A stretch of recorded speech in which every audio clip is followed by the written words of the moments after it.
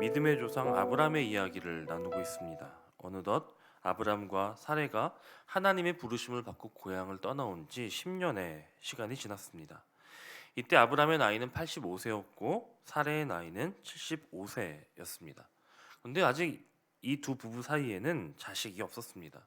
그러다 보니 사레는 마음이 조급해지기 시작합니다. 그래서 여러 가지 궁리를 하다가 자신의 몸종인 애굽 사람 하갈을 통해 아브라함의 자식을 가져야겠다고 생각하고 아브라함 역시 이 의견을 받아들여서 그 결과로 하갈이 아브라함의 아이를 임신하게 됩니다. 자, 그런데 이때부터 문제가 발생하는 것이죠. 하갈이 임신을 하더니 교만해져서 사레를 멸시하기 시작하는 겁니다. 그러자 이에 화가 난 사레가 하갈을 학대하는데 그 학대가 얼마나 심했던지 임신한 하갈이 사레 앞에서 도망치는 그런 지경까지 이릅니다.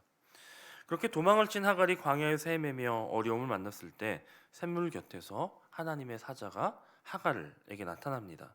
그리고는 하갈을 다시 주인인 사레에게 돌려보내는데 그저 돌려보내는 것이 아니라 하갈의 씨가 번성할 것을 축복하고 또 아들을 낳게 될 텐데 그 이름을 이스마엘이라 하라라고 알려주기까지 합니다. 그러자 이와 같이 하나님의 사자를 만난 하갈은 하나님의 이름을 부르죠. 근데 그냥 여호와 하나님 이렇게 부르는 것이 아니라 나를 살피시는 하나님이라고 고백합니다. 여러분, 이처럼 하나님의 이름을 지으며 또 그 속성을 부르며 그 하나님의 이름을 부른 것은 이 하갈이 최초입니다. 전 인류 가운데 하갈이 최초예요. 이는 참 대단한 장면이죠. 그리고 하갈은 이어서 이 그 하나님을 만난 하나님의 사자를 만난 그 셈의 이름을 브엘라 헤로이라고 부르는데 그 이름 역시 나를 살피시는 살아계신 이의 우물이라고 하는 그 이름을 붙입니다. 그렇게 하갈은 아브라함의 집으로 돌아오고 이스마엘을 낳았다라고 하는 것이 오늘 본문의 내용입니다. 자, 우리는 오늘 이 본문 속에서 몇 가지 교훈을 발견할 수 있는데 첫 번째로는 육신의 생각대로 살지 말아야 한다라고 하는 것입니다. 우리는 흔히 인생에서 중요한 것은 속도가 아니라 방향이다라는 말을 하곤 합니다. 하지만 우리가 기대했던 일들이 빨리 이루어지기를 바라고 또 그 일이 빨리 이루어지기를 위해서 때로는 나도 모르게 육신적인 생각 또 육신적인 방법을 의지할 때가 많습니다. 사례 역시 그랬다는 것이죠. 사실 하나님께 자손의 약속을 받은 것은 아브람만 받은 것이 아닙니다. 사례 역시도 그 언약의 당사자인 것이죠.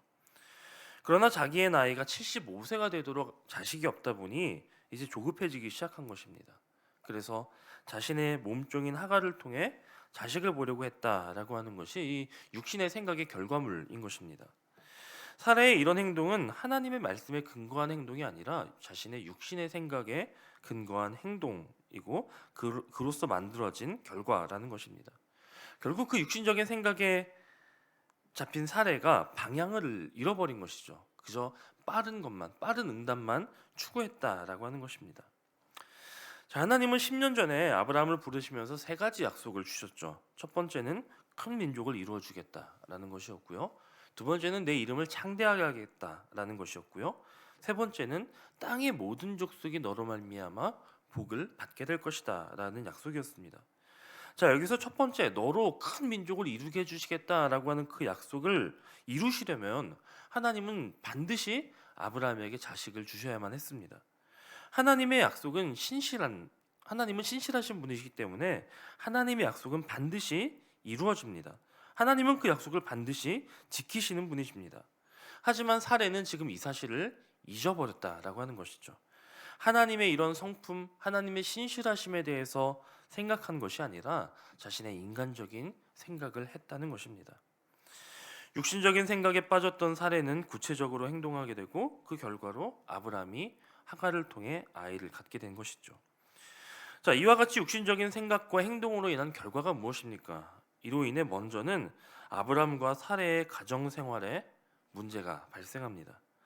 먼저는 하갈이 교만해져서 주인인 사례를 멸시하죠. 그러자 사례는 마음에 큰 상처를 받습니다.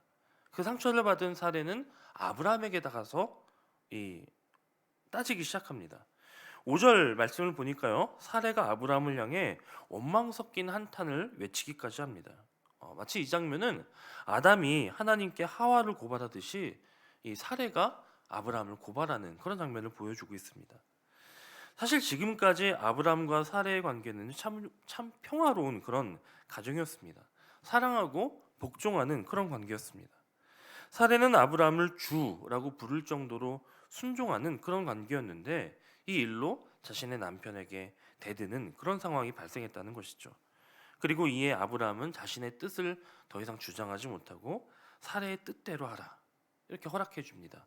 그러자 마음이 상했던 사례는 임신한 하갈을 학대한 그런 결과를 냈다는 것이죠. 여러분 지금 이 모습을 곁에서 지켜보는 아브라함의 마음은 또 어땠을까요? 그냥 마냥 편했을까요? 결코 편안하지 못했을 것입니다.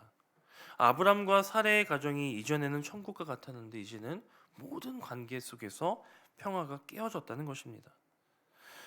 그리고 결국 아브라함의 아이를 가진 사갈은 이 상황을 견디지 못하고 도망쳐서 피하는 그 상황까지 발생했다는 것입니다. 한마디로 가정 안에서의 관계가 가장 편안하고 가장 천국을 누려야 할 그 가정에서의 관계가 다 깨어졌다. 이것이 육신적인 생각에 따른 첫 번째 결과입니다. 이뿐만이 아니죠. 아브람과 사레의 육신적인 행동으로 인해서 아브람 개인의 신앙에도 큰 고통이 따르게 됩니다. 이 사건 이후에 하나님은 아브람을 향하여서 13년 동안이나 침묵하십니다. 나타나지 않으십니다. 영적인 사람들에게 있어서 가장 큰 고통을 꼽으라면 역시 하나님의 침묵일 것입니다. 물질적인 고통이나 육신적인 질병보다 하나님의 침묵이 더 힘든 것이 바로 영적인 사람들입니다. 반대로 우리는 하나님이 함께 하신다, 하나님이 말씀하신다라는 그런 확신만 있다면 어떤 어려움도, 물질적인 어려움이나 어떤 질병적인 어려움이나 관계적인 어려움도 넉넉히 이겨낼 수 있는 것이 바로 믿음의 사람들입니다. 더군다나 아브라함의 지금 여생을 우리가 지금 보고 있지만, 아브라함의 인생을 보고 있지만, 아브라함은 지금까지 하나님의 말씀을 따라 그 인생을 살아왔던 사람입니다. 그런 그에게 하나님이 침묵하셨다라고 하는 것은 그 삶의 근간이 흔들릴 만한 큰 문제였고 아픔이었을 것입니다. 그런데 이 문제의 원인이 어디에 있습니까? 하나님이십니까? 하나님이 입을 닫으셨기 때문에 그렇습니까? 아닙니다. 하나님의 약속을 신뢰하지 못하고 육신적인 판단하고 행동한 아브람과 사레에게 그 원인이 있는 것이죠. 우리에게도 마찬가지입니다. 우리는 길을 떠나 가나안으로 가고 있는 사람은 아닙니다만 우리의 신앙생활이란 결국 하나님의 말씀을 따라가고 말씀을 따라 사는 생활입니다. 그런 우리에게 있어서 하나님의 말씀보다 우리의 생각, 우리의 행동을 먼저 두고 살아가게 되면 우리 역시 아브라함이 겪었던 그 많은 어려움과 또 아픔을 겪을 수 있게 된다는 것입니다. 성경은 분명하게 육신의 생각은 사망이라고 선포합니다. 결국 육신의 생각은 하나님을 기쁘시게 할 수 없을 뿐 아니라 하나님과 원수가 되는 길로 우리를 안내하는 것입니다. 그렇기 때문에 우리는 육신의 생각이 아닌 영의 생각, 또 하나님의 말씀을 따라 살아야 한다라는 것을 꼭 기억하시기 바랍니다. 우리가 하나님의 약속을 받았으면 우리는 인내해야 합니다. 우리가 가진 성경으로는 몇 장 안 넘긴 것 같지만 하나님께서 아브람을 부르신 지 10년이 되었습니다. 그런데 그 10년 동안 하나님의 약속이 아직 이루어지지 않은 것이죠. 이루어지지는 않았으면 뭔가 증거라도 있어야 될 텐데 아무런 눈에 보이는 것이 없었기 때문에 사례는 인간적인 생각을 하게 된 것입니다. 사실 인간적으로 생각해 본다면 사례가 하나님의 약속을 받고 10년 동안 기다렸으면 충분히 잘 기다렸다. 사람과의 약속이었으면 10년을 참아줬으면 충분히 잘 참아줬다라고 말할 수 있을 것입니다. 하지만 하나님이 원하시는 것은 그 정도의 기다림이 아니었다는 것이죠.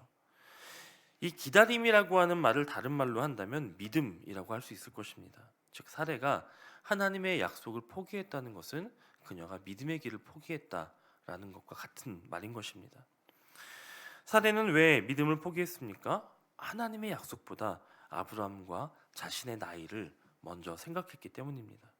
하나님의 약속보다 자신들의 나이, 자신들이 가진 조건이 더 크게 느껴졌기 때문입니다.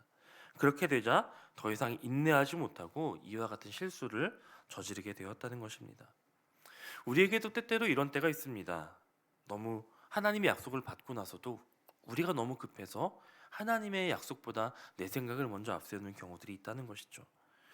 하지만 우리는 이런 때에도 늘 하나님의 때를 기다리며 하나님의 때는 반드시 온다는 것을 믿으며 인내할 수 있어야 한다라는 것입니다. 물론 그 믿음을 지키며 인내하는 것이 때로는 너무 힘들고 어려울 때도 있을 것입니다. 하지만 그럼에도 끝까지 참고 끝까지 하나님의 때를 기다릴 때 하나님께서 백세의 아브라함에게도 아들을 주셨듯이 우리의 생각, 우리의 머리로 계산할 수 없는 놀랍고 큰 일을 우리에게 허락하실 줄로 믿습니다. 마지막으로 우리는 그럼에도 하나님이 여전히 우리를 지켜보고 계시다라고 하는 것을 오늘 본문을 통해 발견할 수 있습니다. 자, 아브람과 사레가 실패해서 하나님께서 이후로 13년간 침묵하시는 그런 일이 벌어졌어도 하나님은 여전히 그들을 살피고 계셨다는 것이죠. 아브람과 사레뿐만이 아닙니다. 결국 도망친 그 하갈이 만난 하나님은 하갈의 고백과 같이 나를 살피시는 하나님. 다시 말해 우리의 어떠함과 상관없이 우리를 살피시는 하나님이시다라고 하는 것입니다. 우리가 아브람과 사레같이 넘어지고 하나님의 약속을 저버릴 때도 하나님은 우리를 살피십니다. 우리가 하갈같이 모든 사람에게 버림받아도 하나님은 우리를 버리지 않으시고 우리를 보살피십니다. 하갈은 브엘라헤로이에서 이 사실을 깨닫고 오늘 나를 살피신 하나님이라는 고백을 하게 된 것입니다. 사랑하는 여러분, 오늘 하갈의 이 깨달음, 하갈의 이 고백이 우리의 깨달음이 되고 우리의 고백이 되어야 할 것입니다. 그리고 이 고백을 붙들어야 우리는 하나님의 약속을 인내함으로 지켜내며 모든 상황 속에서 내 생각 속에서 믿음을 잃지 않고 우리를 붙들 수 있을 것입니다. 오늘 하루도 우리를 살피시는 하나님 앞에서 그 받은 약속을 인내하며 믿음으로써 담대히 서는 저와 여러분이 되시기를 주님의 이름으로 간절히 축원합니다.